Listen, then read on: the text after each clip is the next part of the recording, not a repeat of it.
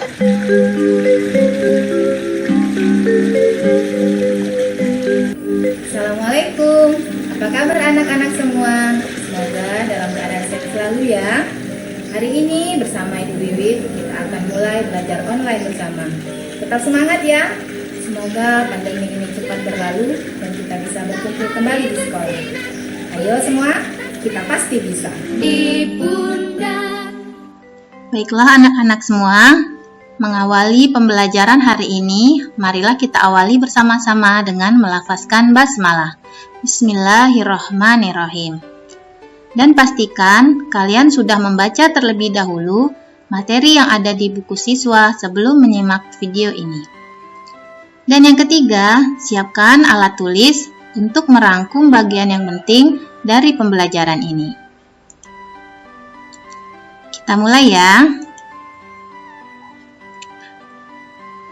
Pekan ini kita akan mulai mempelajari tema 1, Selamatkan Makhluk Hidup, subtema 1, Tumbuhan Sahabatku. Pada video kali ini, kita akan mempelajari muatan pelajaran IPA.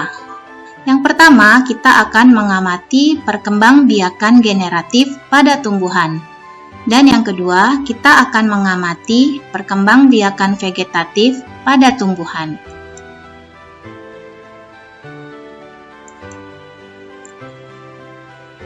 Perkembangbiakan generatif dan vegetatif pada tumbuhan.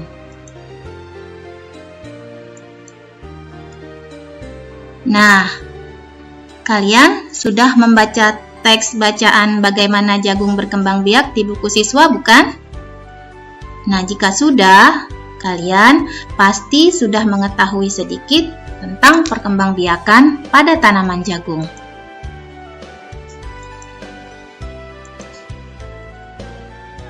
Berkembang biak artinya bertambah banyak.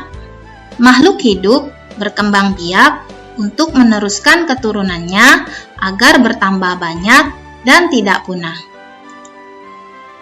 Bagaimana dengan perkembangbiakan pada tumbuhan? Tumbuhan berkembang biak dengan dua cara. Yang pertama, generatif atau kawin. Dan yang kedua, vegetatif atau tak kawin. Vegetatif terbagi menjadi dua, vegetatif alami dan vegetatif buatan. Vegetatif alami terbentuk secara alami tanpa bantuan manusia, sedangkan vegetatif buatan dibantu oleh manusia.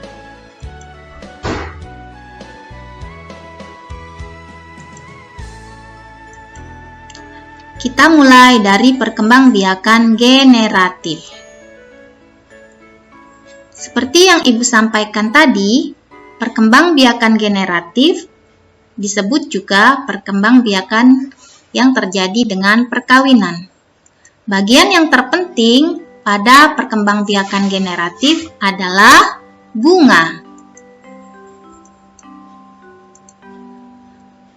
Dua proses penting dalam perkembangbiakan generatif adalah penyerbukan dan pembuahan. Penyerbukan adalah peristiwa melekatnya serbuk sari atau kelamin jantan ke kepala putik atau bagian kelamin betina pada bunga. Sedangkan pembuahan adalah peristiwa peleburan sel kelamin jantan serbuk sari dengan sel kelamin betina atau putik dan menghasilkan bakal tumbuhan baru atau embrio. Coba kalian perhatikan bagian-bagian bunga pada gambar di bawah ini.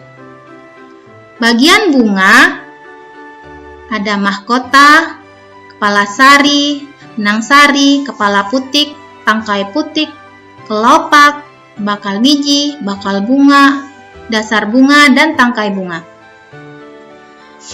Bagian yang penting dalam perkembangbiakan generatif adalah kepala sari yang terdapat serbuk sari di dalamnya. Perhatikan tanda panah berwarna biru. Jika serbuk sari yang berada di kepala sari jatuh ke putik, maka telah terjadi proses penyerbukan atau perkawinan dalam perkembangbiakan generatif. Nah, penyerbukan bisa dibantu oleh serangga, oleh angin, oleh air, burung, atau manusia. Coba kalian lihat gambar burung dan bunga yang sedang dibantu penyerbukannya. Tumbuhan yang penyerbukannya dibantu oleh serangga biasanya memiliki bau yang khas dan warna yang mencolok. Menurutmu, apa ya tujuannya? Nah, bagaimana dengan cara penyerbukan tanaman jagung yang kamu ketahui? Kamu sudah membaca di buku siswa, bukan? Perhatikanlah ketiga gambar itu yang memperlihatkan penyerbukan yang dibantu oleh burung, serangga, dan angin.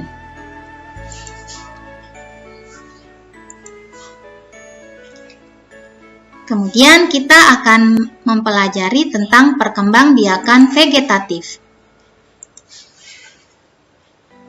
Yang pertama, kita akan mempelajari perkembangbiakan vegetatif alami pada tumbuhan. Perkembangbiakan vegetatif alami pada tumbuhan berarti tidak dibantu oleh manusia. Yang pertama, ada tunas. Tunas adalah bagian tumbuhan yang tumbuh di sekitar tumbuhan induk. Contoh tumbuhan yang berkembang biak dengan tunas adalah tebu dan pisang. Kemudian yang kedua adalah geragi atau stolon. Geragi adalah batang yang tumbuh menjalar di permukaan tanah.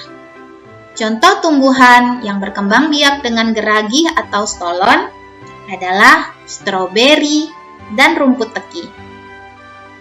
Kemudian yang ketiga ada umbi lapis, kemudian umbi batang, dan umbi akar. Umbi sebenarnya merupakan modifikasi dari akar, batang, ataupun daun yang berfungsi untuk menyimpan cadangan makanan. Contoh tumbuhan yang berkembang biak dengan umbi lapis adalah jenis-jenis bawang, misalnya bawang merah, bawang putih, dan bunga bakung. Sedangkan umbi batang, contohnya kentang. Kentang memiliki mata tunas di permukaannya yang dapat tumbuh menjadi tumbuhan yang baru. Umbi akar, contohnya wortel dan singkong. Ubi akar ditanam bersama pangkal batangnya, maka akan tumbuh tunas. Tunas inilah yang menjadi tumbuhan yang baru. Kemudian, akar tinggal atau rizoma. Rizoma adalah batang yang tumbuh mendatar di bawah permukaan tanah. Berbeda dengan geragi. Kalau geragi biasanya di atas permukaan tanah, sedangkan rizoma di bawah permukaan tanah. Contoh tumbuhan yang berkembang biak dengan akar tinggal atau rizoma adalah jahe, kunyit, dan kencur. Berikutnya, tunas adventif. Tunas adventif biasanya dapat kita jumpai pada tanaman cocor bebek. Tunas ini letaknya pada bagian daun. Dan yang terakhir adalah spora. Spora bisa kita jumpai pada tumbuhan paku-pakuan, lumut, dan jamur. Spora biasanya terdapat pada bagian bawah permukaan daun. Nah, karena spora berukuran kecil, biasanya penyebarannya dibantu oleh angin atau air. Ibu ulangi sekali lagi, perkembangbiakan vegetatif alami pada tumbuhan dapat terjadi melalui tunas, geragih atau stolon, umbi lapis, umbi batang, umbi akar, akar tinggal atau rizoma, tunas adventif, dan spora. Nah, bisakah kalian mencari contoh tumbuhan lainnya?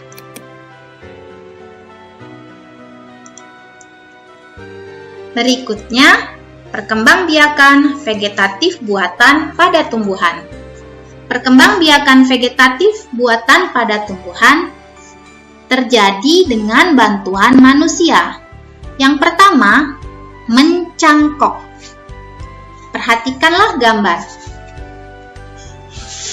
Mencangkok terjadi dengan cara mengelupas kulit batang, kemudian diberi tanah agar akar dapat tumbuh dari bagian batang yang telah dikupas. Setelah tumbuh akar, maka dapat dipotong dan ditanam menjadi tumbuhan baru. Kemudian, okulasi. Okulasi dilakukan dengan cara menempel mata tunas. Biasanya dilakukan untuk mendapatkan tanaman yang diinginkan dengan kualitas yang bagus. Kemudian, sambung. Menyambung dilakukan dengan menggabungkan dua tanaman yang sejenis dan diperoleh jenis unggul yang diinginkan.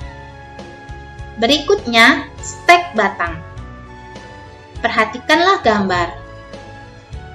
Ibu yakin stek batang sering kita lakukan, terutama dalam pelajaran berkebun. Stek batang dilakukan dengan memotong bagian batang dan menanam di media tanam sehingga tumbuh menjadi tumbuhan yang baru. Biasanya dilakukan pada tanaman singkong dan tebu. Kemudian merunduk. Merunduk dilakukan dengan cara membengkokkan bagian tanaman dan menutup dengan tanah sehingga pada batang yang ditimbun akan muncul akar dan dapat dipotong untuk didapatkan tumbuhan yang baru. Nah, perkembangbiakan vegetatif buatan biasanya dilakukan untuk tumbuhan budidaya seperti aneka buah-buahan dan beberapa jenis bunga untuk mendapatkan kualitas terbaik.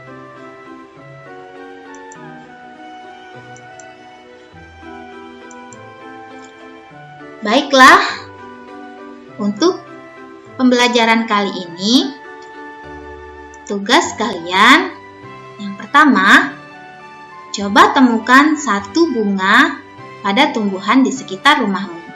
Kemudian, gambarkan bagian-bagian bunganya. Dan jangan lupa, tuliskan cara penyerbukannya. Dibantu oleh apa? Yang kedua, apa perbedaan dan bersamaan antara umbi pada kentang dan umbi pada wortel? Kalau kalian menyimak, kalian pasti tahu. Dan yang ketiga, coba amati di sekitar rumahmu. Pasti banyak tumbuhan, bukan?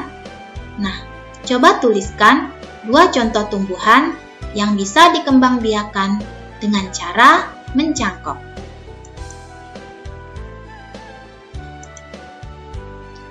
Alhamdulillah, pembelajaran untuk hari ini selesai. Jangan lupa kerjakan tugas belajarnya ya. Semangat selalu, kamu pasti bisa.